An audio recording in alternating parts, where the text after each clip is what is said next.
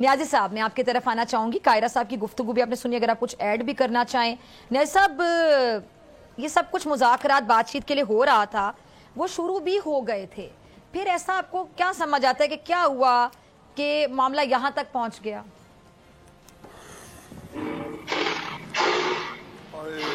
Be be آپ کیا بتائیں, میں تو یہ سوچ رہا تھا قاہرہ صاحب ہی ہمیں بتا دیں گے کہ آخر کو ہے یہ راز کیا. مجھے پہلے یہ بتائیں کہ آپ M B B S doctor ہیں یا پی ایچ ڈی ڈاکٹر ہیں؟ یہ آپ مجھ سے کیوں پوچھ رہے ہیں؟ ویسے میں نے پوچھ لی ہے کیونکہ میں پی ایچ ڈی ڈاکٹر نہیں ہوں. اتنی ڈیفینسو ہو کے پروگرام شروع کیا. جی آپ نے بڑے ڈیفینسو ہو کے چونکہ شروع کیا تو اس لیے میں پوچھ رہا ہوں. اچھا دیکھیں جی, بات یہ ہے کہ پاکستان کے اندر حقیقت ہے کہ وہ کہتے ہیں نا, علامہ اقبال کا ایک شعر ہے کہ خرد کی گتھیاں سلجھا چکا میں, میرے مولا مجھے صاحب جرو کر.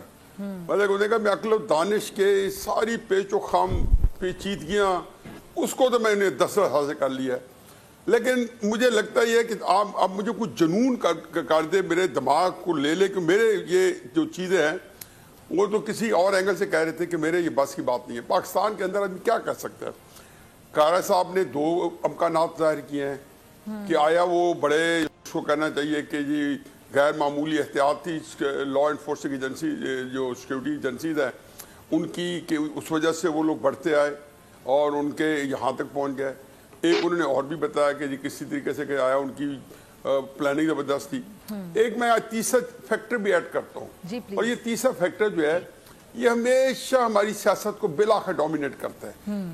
اس کے نتائج کیسے نکلتے ہیں؟ ہمارے ہاں ایک تو سکہ بند سیاستدان ہیں جیسے جو قاہرہ صاحب جس کی نمائندگی کر رہے ہیں, اس میں سے جو ہے جو بڑی بڑی ہماری سیاسی جماعتیں ہیں اس میں بڑا جمان ہے. میں مان ہی نہیں سکتا ہوں کہ کوئی تحریک انصاف میں عمران خان صاحب کے بعد کوئی بطل حریت پیدا ہو گیا ہے.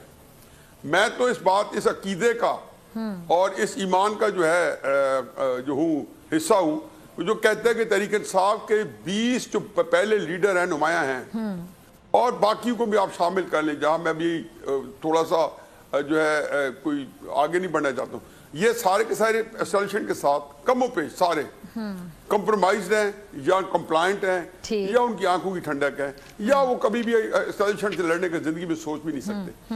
اب اس دوران میں کوئی آئے اور بطل حریت بنے کہ ہم نے ڈی چوک جانا ہے اور ہمیں سب کچھ کرنا ہے اور جانے ہتھیلی پہ رکھ کے آئے, تو یہ بات میری سمجھ میں نہیں آتی. اور پھر تو اس کا مطلب یہ ہے کہ آیا کسی کی کوئی پروموشن سیل چلے گی ہے پاکستان میں, اور کس کاسٹ پہ لگی ہوئی ہے؟ آیا ایک کوئی پیترا بدلا جاتا ہے؟ دیکھو میں تو حقیقت ہے کہ مجھے تکلیف ہوتی ہے کہ دور کی کوڑی لانی پڑتی ہے پاکستان کے جو سیاسی حالات کا تجزیہ کرتے ہوئے, اس لیے کہ دور کی کوڑی نہ لیں تو وگرنہ تو کچھ سمجھ نہیں آتی. میں تو ایسی ہے کہ جیسے کسی پاکستان کی سیاست ہمیشہ دیکھا ہے ماضی میں, آج کو 60-70 سال کے تناظر میں دیکھا, اسی کے مطابق جو جب واقعات ٹریگر کر رہے ہوتے ہیں پتہ کہتے ہیں آپ آگے یہ ہونے والا ہے. کیونکہ ان گناہگار آنکھوں نے اس عمر میں 3-4 بڑے جو مارشلات دیکھے ہیں, 3 اور باقی بھی بڑے جو ہائیبرڈ رجیم بھی دیکھے ہیں اور سیمائی جمہوریت بھی دیکھی ہے. میرا یہ خیال ہے کہ یہاں پہ کسی کی پروموشن ہو رہی ہے, اور مجھے یہ لگتا ہے کہ یہ سارے بندوں کو ایک کھڈے لائن لگا کے, اور یا وہ ممکنہ ہوتا ہے نا کہ جیسے عمران خان صاحب کو جب انہوں نے یہاں پہ نافذ کیا تو قرار نہیں آیا, اپنے رابطے انہوں نے پیپلز پارٹی سے تحریک مسلم نون سے اسی پہلے دن سے ہی برقرار رکھے. چلیں احتشام صاحب سے سمجھتے. احتشام صاحب, نیازی صاحب کو تو یہ چیز سمجھ نہیں آ رہی, وہ ایک پوائنٹ بڑا ریز کر رہے ہیں. سبسکرائب کریں اور بیل دبائیں تاکہ کوئی خبر رہ نہ جائے.